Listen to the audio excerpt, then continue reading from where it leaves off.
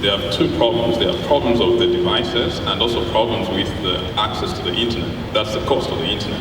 So what we discovered is that if we work with community schools, like in Zambia we have what we call community schools, and also set up community centers where we put these devices or computers, then the learners walk in and have a session, but they'll have an account of the system whereby they'll be checked and they'll be monitored, and also they'll be directed on how they progress in their learning process.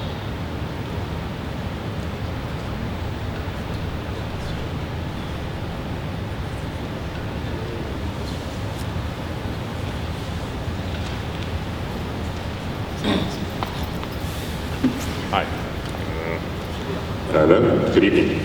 My name is Julian, and I am a researcher in the artificial intelligence space. So my question is for Swiber. You mentioned that you're using AI and machine learning to supercharge student and industry engagement. What exactly do you mean by AI? Just maybe unpack that for us. Yeah, thank you. So there are a number of ways, but one that we're really interested in is basically, at the moment, with a lot of the systems that currently exist, if somebody doesn't fully know about a specific industry, it's very hard for them to, let's say, learn about the opportunities in that industry, simply because the search is keyword-based, right? So we're basically getting rid of keyword-based and using our AI-powered models to allow people to use generic words, but still get exposed to the same opportunities as they would have had a lot of knowledge or experience within a specific field. I've got a question for each of you. I mean, you've been selected into this amazing Ingenie program. You're going to get support, world-class support from the amazing Ingenie team. But if you could each give me just one word of what you believe that you would need to take your ideal business to the next level. If there was one thing, if I had a magic wand and I could wave my magic wand and I could give you one thing that would take your business to the next level, what do you believe it would be? One word, 2 words max. Each of you. I think for us it would be access to the talent, because the problem with developers is they don't have access to internet, and that's what we want to target. Giving them access would mean that we would get a lot of talent and we'd be able to train them, and placing them in the economy, because there's such a huge demand, would be very simple. Okay, our first one would be partnerships. You're going to get one. Just one? Yeah.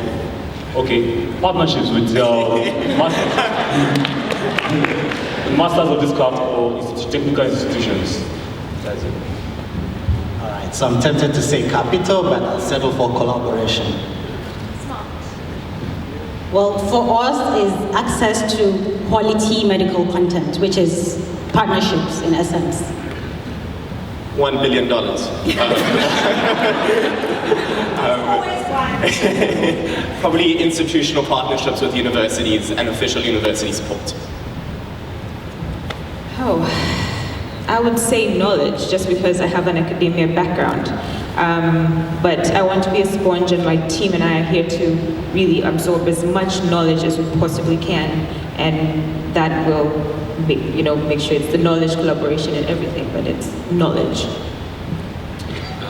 For us, it would definitely be collaborations, because we are basically a conduit for the information. So we just basically sit in the middle for collaboration between the people who have the knowledge, people who need the knowledge. Yeah, so collaboration. I think for us, it's basically a partnership, because we know we need a lot of things, but within that partnership, we'll be able to get the experiences that people have, and also the access to the content that would be ideal. So partnership is a good tool.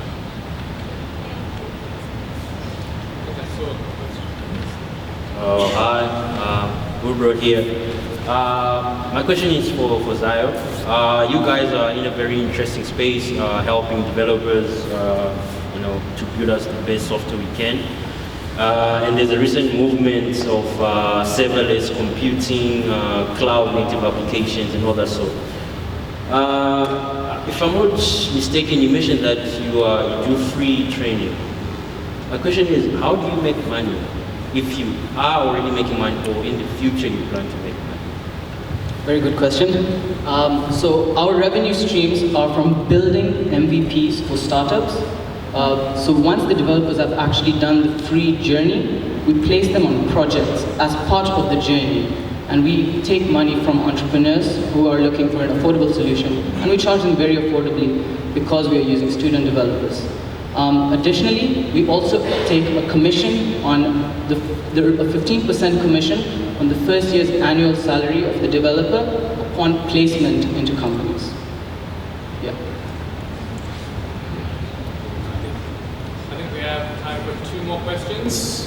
Okay, my question also goes to Zion. So, we all know that computer science or any technical course or a degree there, it's not easy for you to get it. Obviously, there is a lot of academic work, there is a lot of commitment from the lecturer, from the professor, from the labs. And now, my question is, how do you encourage students? Because I know the best students, obviously, they want really to make